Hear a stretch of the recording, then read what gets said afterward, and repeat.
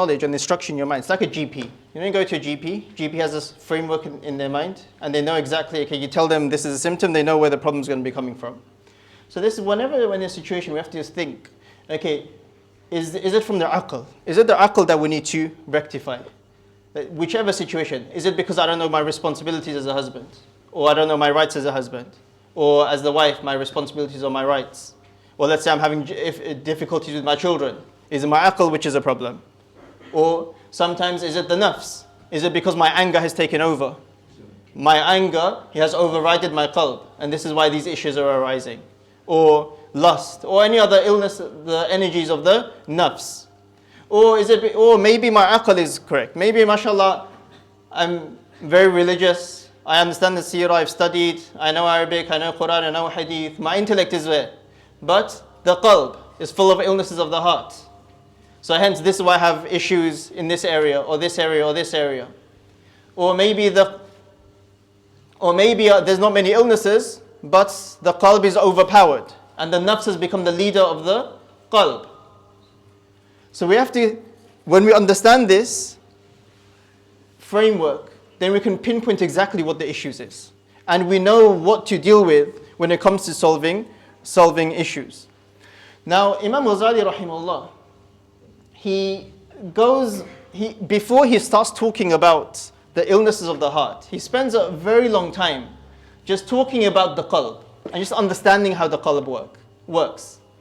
And he says that before even talking about the illnesses of the heart, we need to fully understand how the qalb works. Because if you don't understand how the qalb works, he says there's no point of going into the illnesses of the heart because you're not going to benefit from it truly.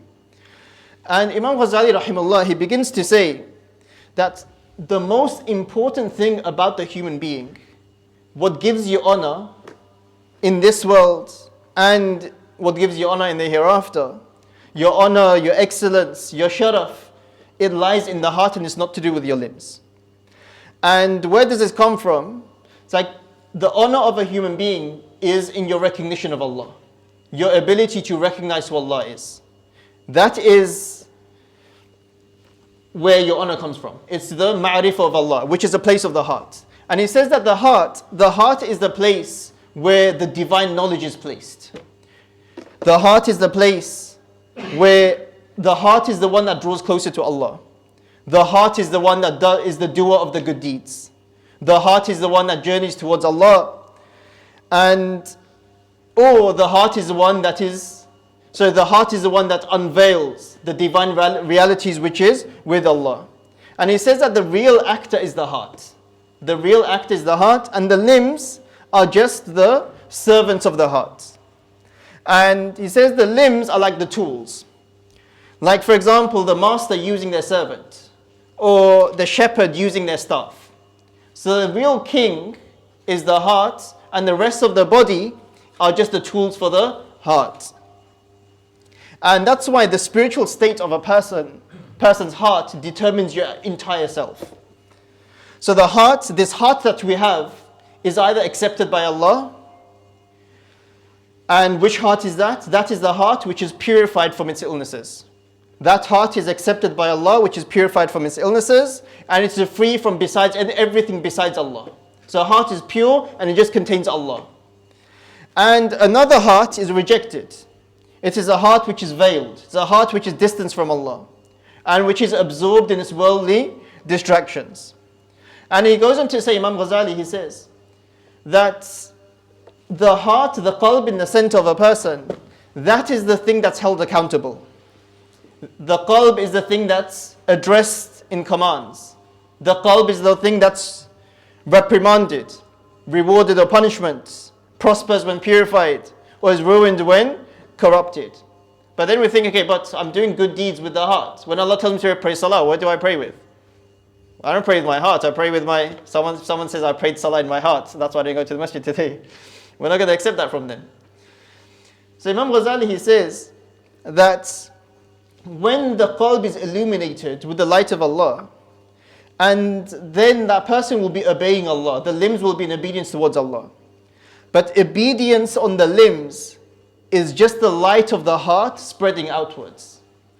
So when a person's heart is purified, they love Allah, they fear Allah, they desire Jannah, they are afraid of Jahannam. When the person's heart is purified, it begins to receive the light of Allah. Now when a person's heart receives the light of Allah, it spreads to the rest of the limbs. That's why when the command to pray salah comes, the command will be manifested on their limbs. When the command to lower the gaze is there, you'll see that is manifested in their eyes. When the command to restrain the tongue is there, you'll see that the command is present on their lips. So when the heart is illuminated, it illuminates the rest of the body. But if the heart is dark, does not love Allah, does not fear Allah, and the heart is full of illnesses, of whatever illnesses there are, the heart is dark, then it will also be displayed externally. When the command to pray salah is there, at Fajr time, the person will not pray their salah. Because the heart is full of illnesses and the heart has become dark. So this darkness will also be manifest on either on their tongue, they'll speak bad words, they'll say bad words, on their body, in their body language, or outright disobeying the commandments of Allah subhanahu wa ta'ala. This is why the Arabic phrase, كُلُّ إِنَاءٍ يَنْضَحُ بِمَا فِيهِ. Every pot or every container pours out what is inside it. If you have water in a pot, when you pour it out, water will come out, nothing else. If you have orange juice inside a container, when you pour it, orange juice will come out. Likewise the heart. Whatever is inside our hearts will be manifest on our tongues, on our limbs, on our eyes, on our feet, on our hands. Someone's heart which is pure, connected with Allah, it will manifest in the commandments of Allah subhanahu wa ta'ala. So he says, so now that we know the heart is the most important function of a person, then how much time do we as people focus on understanding the heart? We spend time on, let's say, other things. We spend time learning the seerah, which are called very important. Seerah, tafsir, tajweed, these are all the branches of deen, which are very important. Another thing, but how much time do we really focus on the qalb and the heart, if that is the most important thing? And Imam Ghazali says, once you understand the heart, then you'll understand who you are as a person. Why do I do this? Why do I think like this? Why do I have certain traits or behaviors? Why did I react like this? You'll understand and you know yourself. And when a person knows their self, Imam Ghazali says they'll know Allah subhanahu wa ta'ala. Man arafa nafsahu arafa rabbah. Whoever has understood, recognized their nafs, themselves, and that will lead them to recognizing Allah subhanahu wa ta'ala. But he says that if you ignore your heart, if you don't understand how the heart works, you don't delve into the sciences of the heart, then yes, you'll be ignorant of your heart, but then by virtue of that, you'll be ignorant of yourself. And once you are ignorant of yourself, you'll be even more ignorant of Allah subhanahu wa ta'ala. And he says the greatest tragedy is that most people, they are ignorant of their hearts. And they are blocked from truly knowing themselves. And Imam Ghazali, he brings the verse of the Quran, he says, وَعَلَمُوا أَنَّ اللَّهِ يَحُولُ بَيْنَ الْمَرْءِ وَقَلْبِهِ. That know that Allah blocks or comes between a person and his heart. So this heart does not respond to the commands of Allah. This person has no connection to their hearts. And what does this blockage mean? It means a person is prevented by Allah from watching over their hearts, from being aware of their hearts, understanding the qualities of the heart. What qualities does my heart have? The changing of their hearts. So they don't know the changes and shifts between the divine influences. They don't notice when their heart descends to the satanic levels or when it ascends to the angelic realms. There is no focus basically. Their focus on, salat, I'm going to masjid, pray my 4 rakat salah and that's it. And they're about with their day. Their heart is basically irrelevant. And their focus is on just getting the bare minimum done. And then Imam Ghazali, he says, regarding them, Allah says, نَسُوا اللَّهَ فَأَنْسَاهُمْ أَنفُسَهُمْ أُولَٰئِكَ هُمُ الْفَاسِقُونَ. That they forgot Allah subhanahu wa ta'ala and Allah made them forget themselves. So he says this is the state of those who are corrupt and who have become lost. So the main thing to take back from this discussion is that the heart is the most important thing that Allah subhanahu wa ta'ala has given us. And our purpose is to number one, understand how this heart works, and then to preserve and protect our hearts before we return back to Allah subhanahu wa ta'ala. And the journey towards Allah is an inward journey. The journey towards Allah is an inward journey. Because even let's say if a person prays their 5 times salah, but they don't have any sincerity, they're praying to show someone else. Is their salah accepted by Allah? Is that salah going to take them to Jannah? Is it? Imagine if someone's saying they start their salah and all they're thinking about is all the haram that they're going to do afterwards. That salah is not a salah that's going to take them towards Jannah. So yes, there is a physical aspect to all of these acts of worship. But it is the inner dimension that gives them value.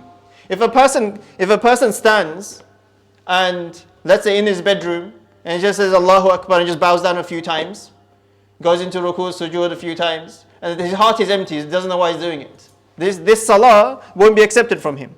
But it's the presence of the heart that gives the bowing value. It's the presence of the qalb that gives the sujood value to Allah. Without the qalb, nothing else, all of these things don't have value.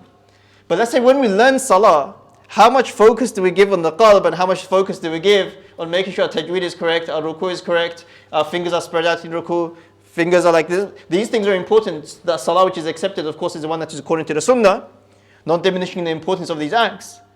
But the thing that gives these acts of sunnah life is the qalb. So how much time do we spend understanding what my qalb is supposed to be like here? Coming to Allah with salah, for example, with salah, I'm just using salah as an example. With salah, but without the qalb. It's like, imagine a king wants a diamond from you. And you come to the king with a plastic diamond. You can give him 1,000,000 plastic diamonds. One at Fajr time, one at Dhuhr time, one at Asr time, one at Maghrib, one at Isha. You're not going to make the king happy. Because you've given him something which is an imitation of what he wants from you.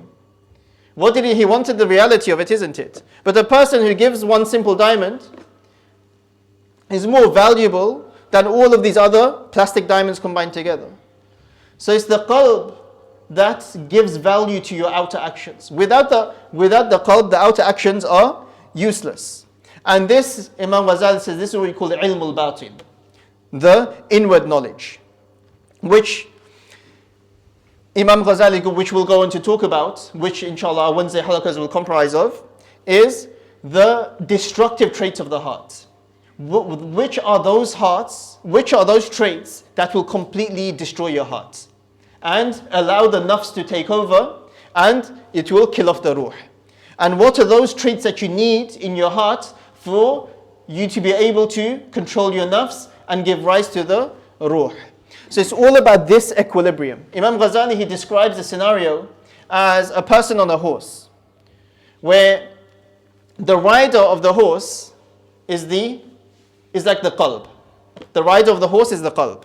Now the reins of the horse is like the aql. The reins, he pulls it, changes the direction and tells it where to go, isn't it? So the qalb is there, and then the reins of the horse is the aql. And what will be the horse in this example? The horse is the what? Horse is the nafs. Horse is the nafs and the energy. It's either the qalb and the aql controls the horse, the nafs, and that's when you're going in equilibrium. Or the nafs, the horse overpowers the rider, and the horse controls the rider. Either because of deficiency in the aql, they don't know where to go, how they're supposed to be reining the horse, or the deficiency in the qalb. So it's all about bringing all of these things into equilibrium and making them function together, which is the purpose of this. So now Imam Ghazali, he goes into a bit more detail when it comes to all of these things. So he said each one of these things has two meanings. The first is, let's say when we talk in our next sessions, when we're going to talk about the heart, this is the qalb that we're going to talk about. When we say heart, generally we think about the physical organ inside our bodies, isn't it? When Allah talks about the heart, Allah's not talking about the physical organ inside our bodies. That's why I remember a person asked me a question. And he was a new Muslim and he was confused by this. And he said that, he read the hadith, that when a person does a sin, a black dot appears on their heart. And when a person continues to do these sins, more dots appear in the heart until the whole heart is covered. And he asked me but if we take out the person's heart, will they be there? These dots, can I physically see them? Now, when the Quran and the Sunnah talk about the heart, they talk about this qalb. He said, this is a ruhaniya latifa. It's not the physical organ in the chest, but this is a divine subtle, so latifa rabbaniya ruhaniya. It's a divine subtle reality which is attached to the physical organ. So the physical organ does not give us any value. Because this physical organ, which is called heart, that's shed by humans, is shed by animals, even the dead, they have a heart inside them. So having a physical organ does not give us any value. So when Allah and the Sunnah talks about hearts, it's talking about this divine subtle reality which is attached. So when a black dot appears, it's not the physical organ, it's this subtle divine reality upon this heart which is connected to the physical organ. And he goes on to say that this divine reality which is connected to the physical heart, that is the one who knows Allah and worships Allah, held accountable, reward and punishment, and so on and so on. And again he goes into the ruh. And he says that he actually describes the ruh as something which is physical. Maybe the medicine in those days, they believe that it is the ruh that passes through the body, the physical ruh that passes through the body and allows the body to be alive. So he talks about that, which I don't know medically how it is right now. But when he talks about, then he says, but there's another ruh, which is the divine subtlety, which we have no knowledge about. And it said, and we mentioned, what's the function of the ruh? Who remembers from in the beginning? The function of the ruh is to what? What's the function of the ruh?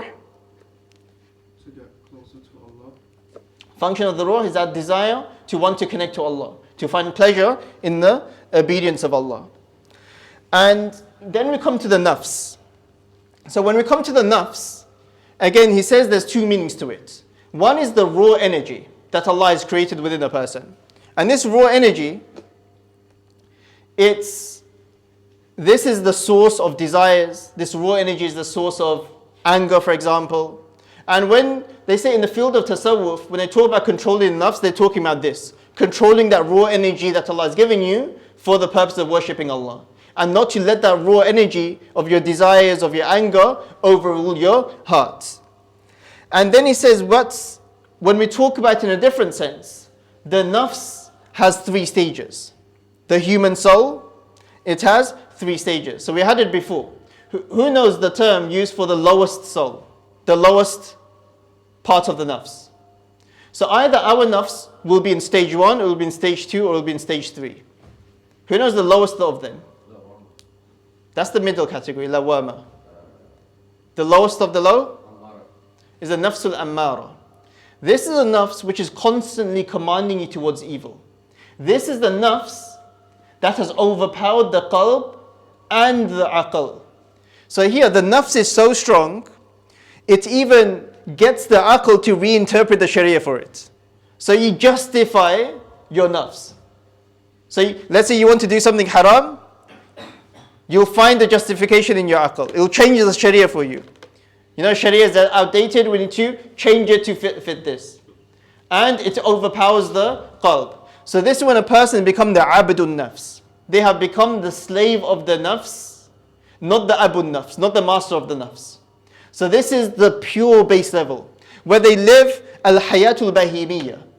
This is when they live like an animalistic lifestyle. You know how cattle, they do whatever they want whenever they want. They sleep when they want, they wake up whenever they want.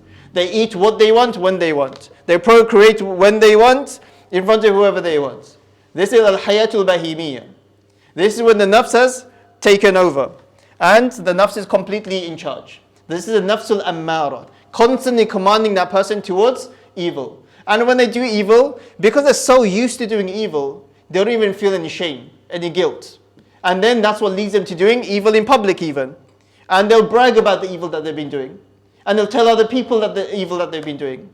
Or not just tell other people, they'll upload it on their social media and show to the world the evil that they've been doing. So this is a person who's constantly dominated by the nafs. And they do whatever the nafs wants. And I don't know if you want to call it the sad thing or the funny thing, is what does the Western world say about this nafs? What do they say about this nafs? Do they look down on this nafs or do they glorify this nafs? This is a nafs that they're glorifying. They're saying everyone should live this lifestyle. Everyone should live the lives of the al-hayatul bahimiyya. If you're not harming anyone, what's wrong with it? Embrace. Love is love. Embrace it. If two people are harming anyone, let them do it. So this is the lifestyle, this nafsul ammara is what is glorified. This is their God. And this is the person where Allah says, أَفَرَأَيْتَ مَنِ اتَّخَذَ إِلَهَهُ هَوَى. Are you not amazed at the person who takes their nafs as their God? And God, God is not, the person in the sky. God is the person that you go back to. God is the person that you obey. God is the person that you submit to. God is the person whose commands you follow. So this lifestyle of making the nafs the God is something which is glorified. So this is nafsul ammara, the lowest form of the nafs. And then we have one level above that. From the rest of the brothers, what's the one level above that? When someone comes out of nafsul ammara now. That's the highest. You've made a wali of Allah, like right from ammara to it. Then we have the nafsul lawwama. What does lawwama mean? That's what it does. But what's the meaning of lawwama? But yes, that's the function of this, constantly changing. The blaming nafs. وَلَا أُقْسِمُ بِالنَّفْسِ اللَّوَّامَةِ. Allah takes an oath by this nafs. So this is the nafs that is constantly blaming. And what he means by constantly blaming is this is a nafs that feels guilt, shame. Where let's say you happen to miss Fajr Salah, for example. Then you wake up in the morning, you feel this guilt. Oh, I wish I prayed. I wish I put more alarms on. I wish I didn't oversleep. I wish I did this. It reproaches yourself. Or let's say even sometimes, not just when you do evil. Sometimes even when you do good. Let's say you do good, but you don't do enough good. Then this nafsul lawwama tells you, why didn't you do more? Why did you only do the bare minimum? So again, it makes you feel guilt and it reproaches you. Or sometimes you fall into sin and then it creates this guilt and then you do tawbah from it and you start to worship Allah again. And then sometimes you make sin, you disobey Allah, you fall into sin and then it reproaches you and you go back to worshipping Allah. So you're constantly in and out of the worship of Allah. So this is the nafsul lawwama. And then on the highest level, we have the nafsul mutma'inna, which is the nafs that which is basically the highest level of the nafs. This is the nafs of the awliya.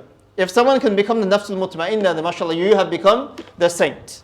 Generally, for majority of us, we're probably in the nafsul lawwama, where we pray our salahs, we recite our Quran, but sometimes we might give in to our nafs. We might give in to the temptation, we might disobey Allah, and we realize, what? We're shouldn't have done that. We straight away do tawbah to Allah subhanahu wa ta'ala, and we return back to our state of obedience. For majority of us, we'll be in this state. But sometimes we may even go into the state of nafsul mutma'inna. But this is like the state of the awliya. What does mutma'inna mean? What is this nafs? How do you translate it? The nafs which is?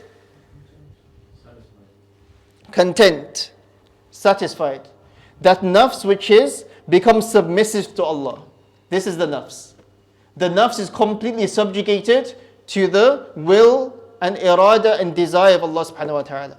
Where your nafs does whatever Allah wills. And this is the nafs Allah says, Ya ayyatuha nafsul mutma'inna. O nafs which is content. Irji'i ila rabbik, return back to your Lord.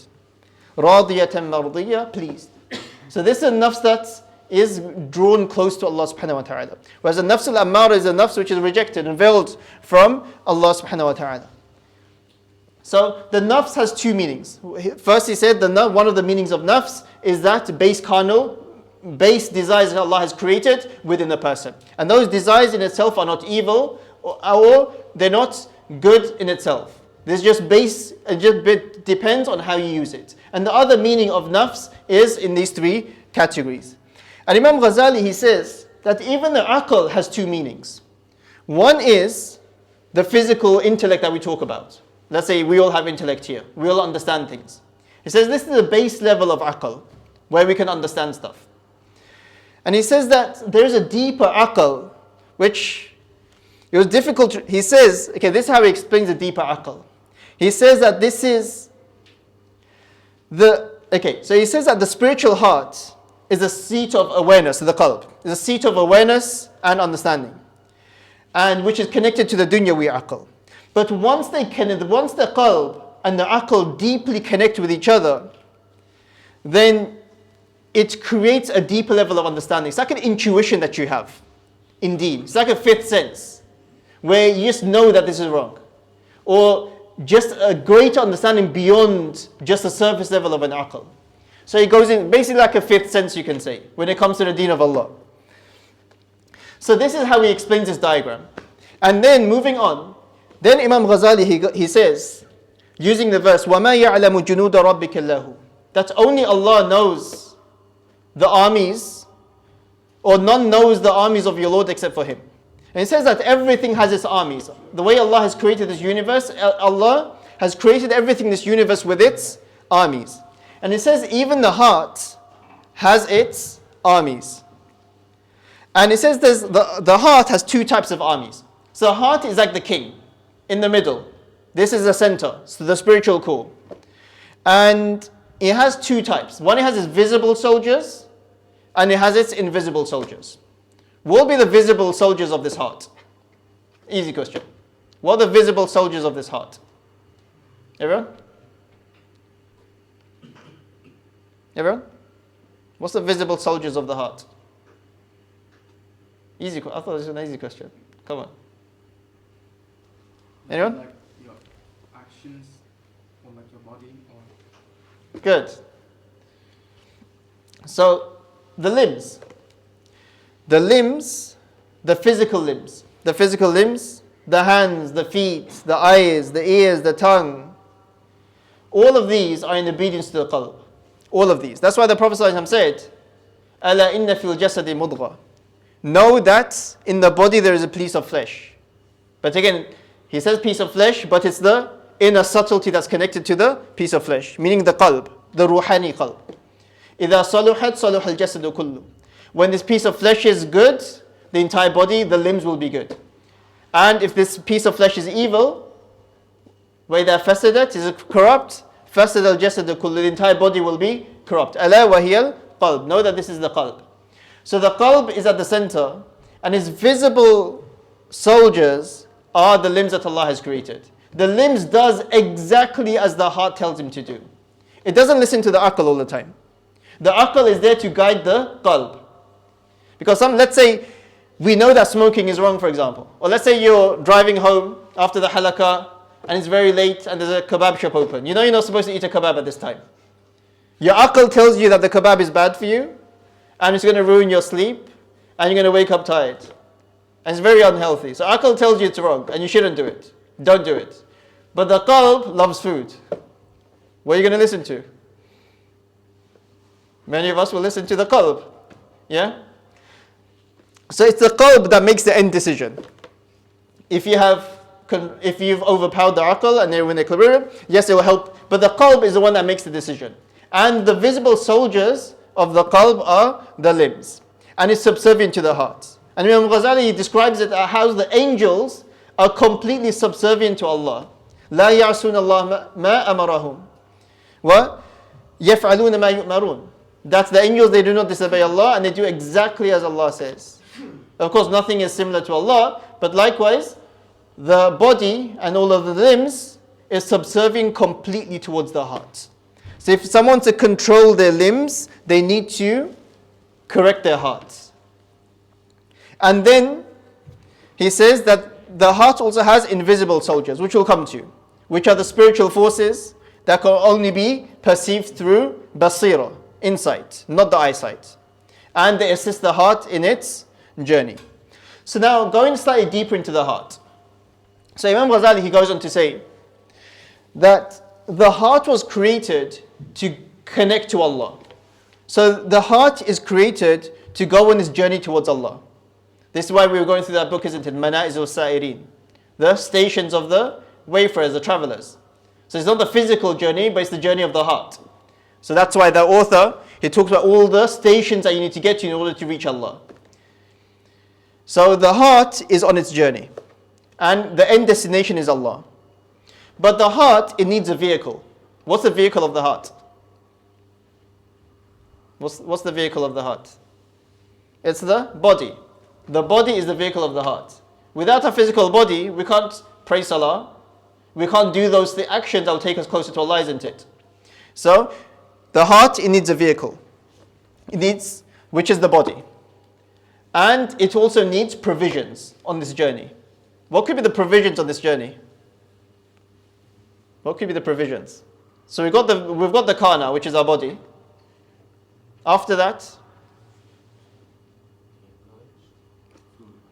good. Who said knowledge?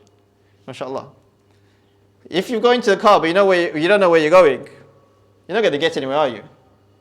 You're not going to get anywhere. So you need to know how to pray salah. You need to know the awqat of salah. You need to know the masail of wudu. You need to know the masail of zakat. You need to know what Allah wants from you, how He wants it from you.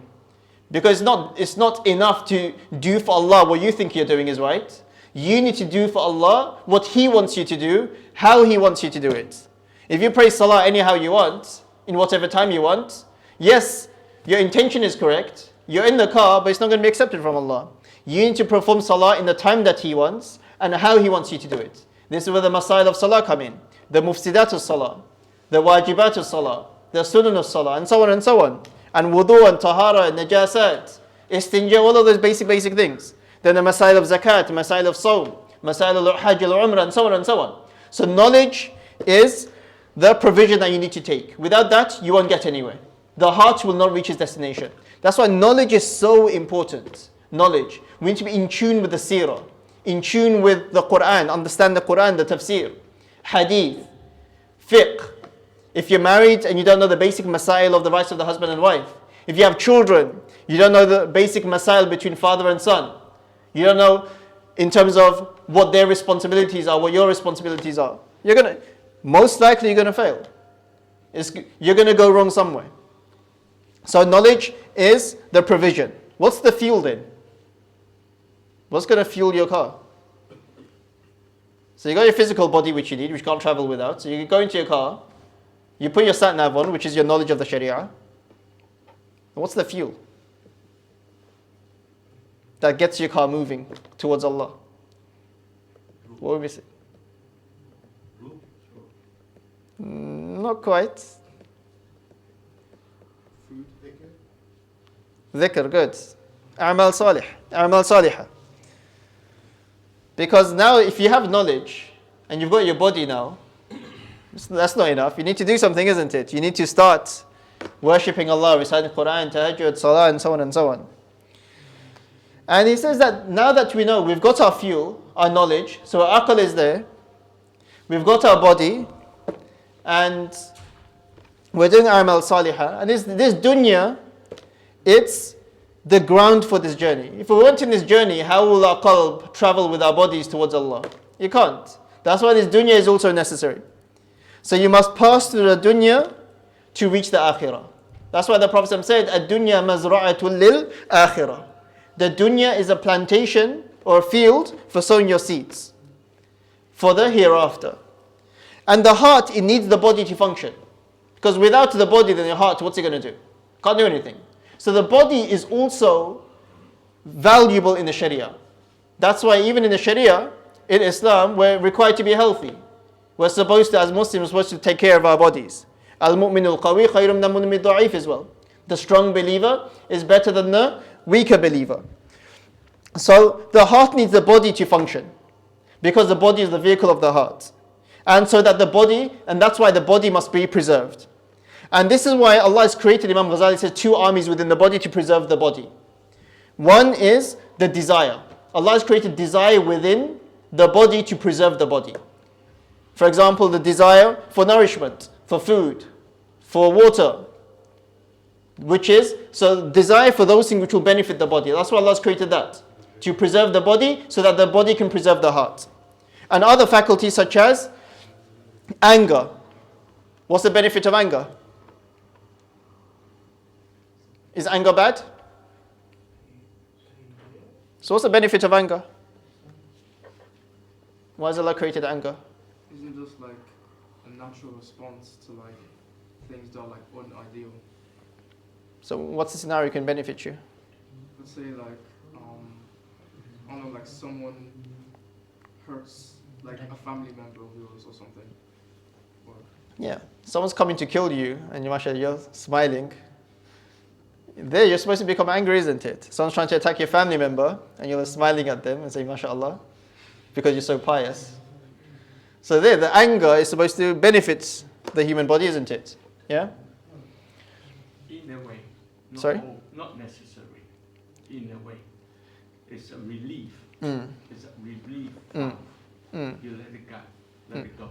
But if you understand the reason why you anger, you could sort it out. Accept it from your heart. Yeah. Then that anger is not there. It's ignorance in many ways.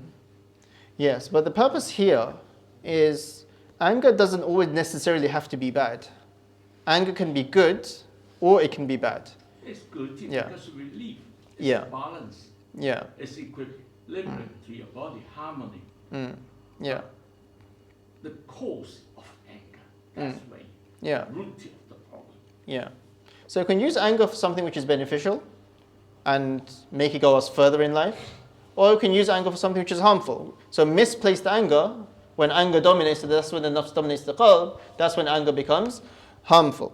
So Allah has created these faculties to preserve the body, so that the body can preserve the heart.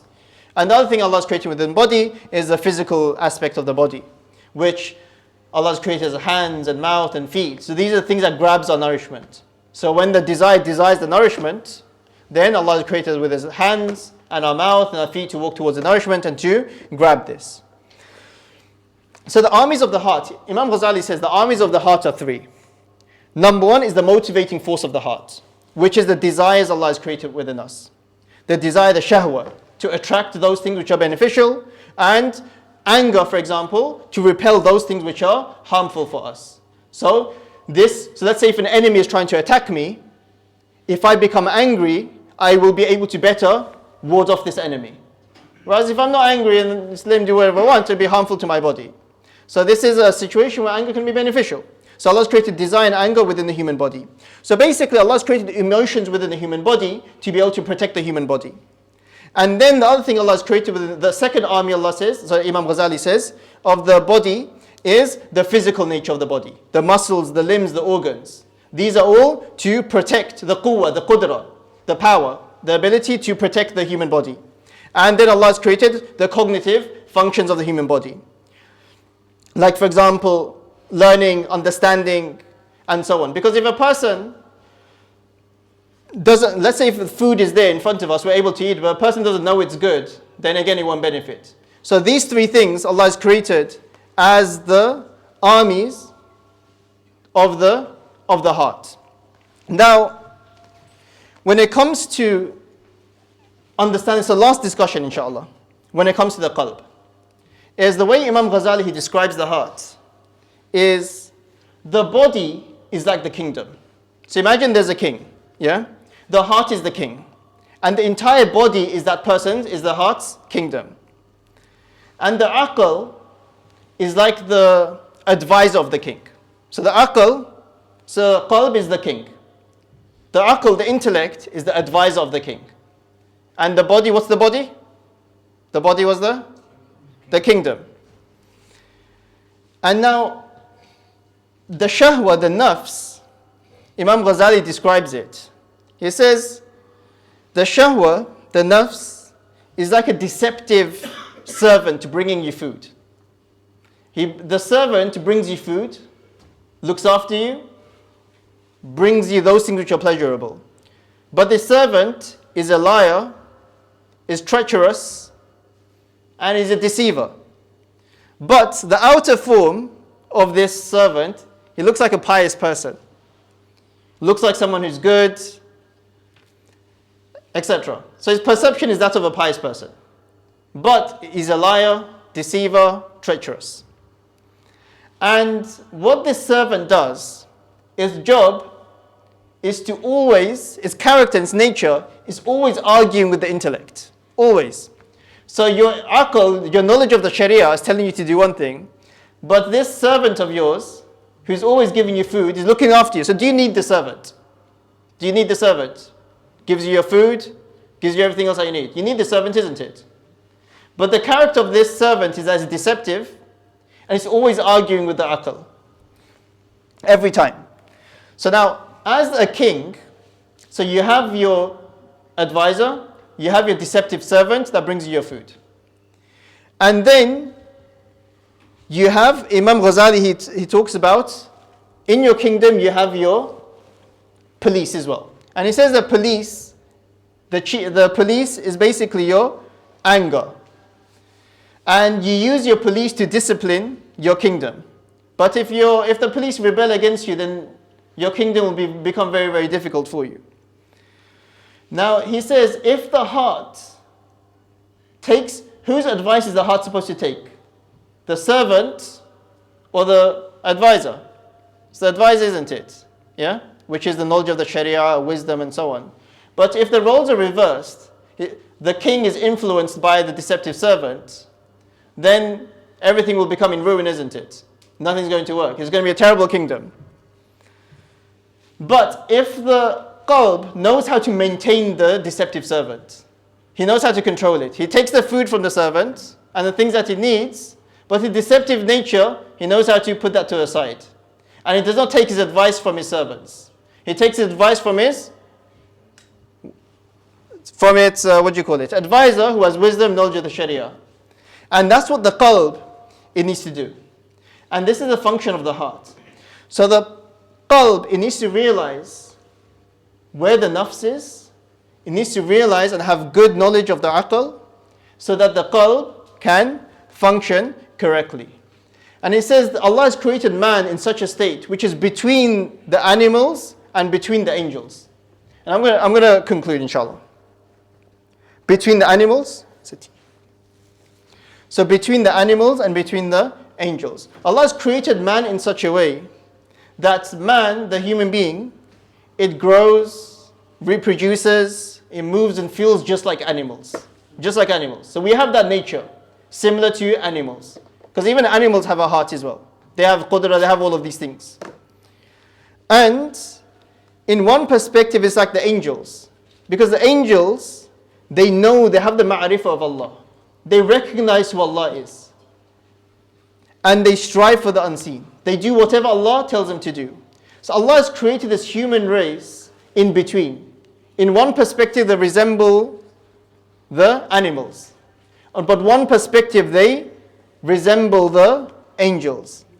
And this is why when a person pursues virtue of the heart, good traits, and they remove from themselves the animalistic traits, they go towards becoming the angelic self, which is when all of these things are in equilibrium, you become a person which is called insan kamil, a complete human being.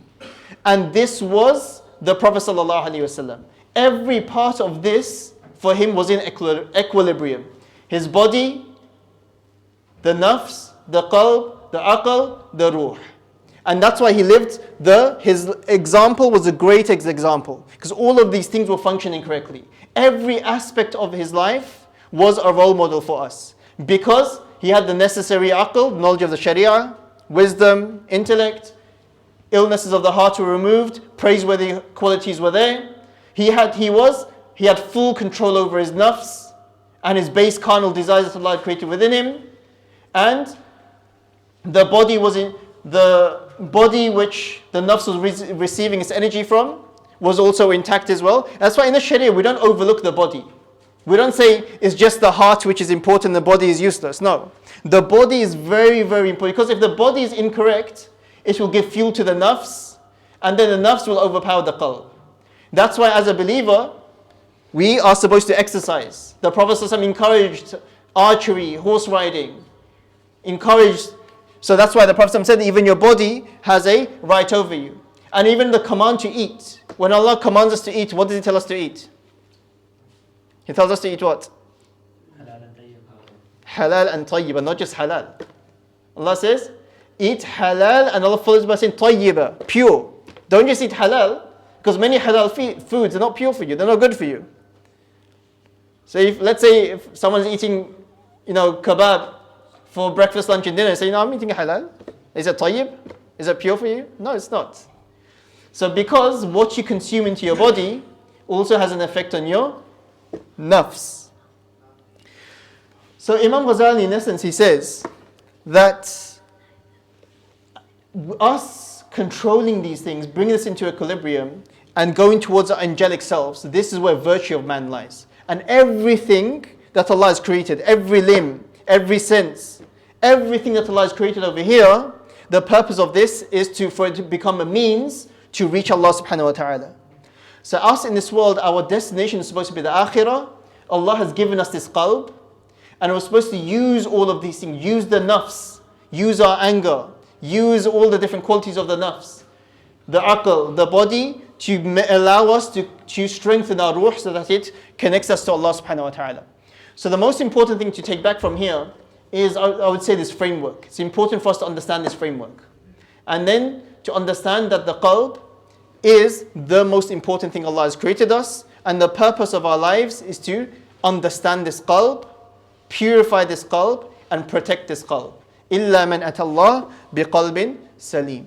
So a lot of our focus on our day-to-day life has to be on how do I protect this qalb? What is the condition of my heart? Has my nafs taken over my qalb? Is my anger in control? Are these illnesses of the nafs in control of my heart? Or is my heart, has my qalb been adorned with the qualities that it needs? So inshallah, in our next session, we'll be going through the illnesses of the heart, which corrupts the aql, and it allows the nafs to take over the heart. Because if we don't know what these elements are, we can never become this person who has full equilibrium. Like the qalb that's riding the horse. So we'll conclude there. I think the brothers bring tea this week. They deceived us last week, didn't they? They pretended there was tea, but there actually wasn't.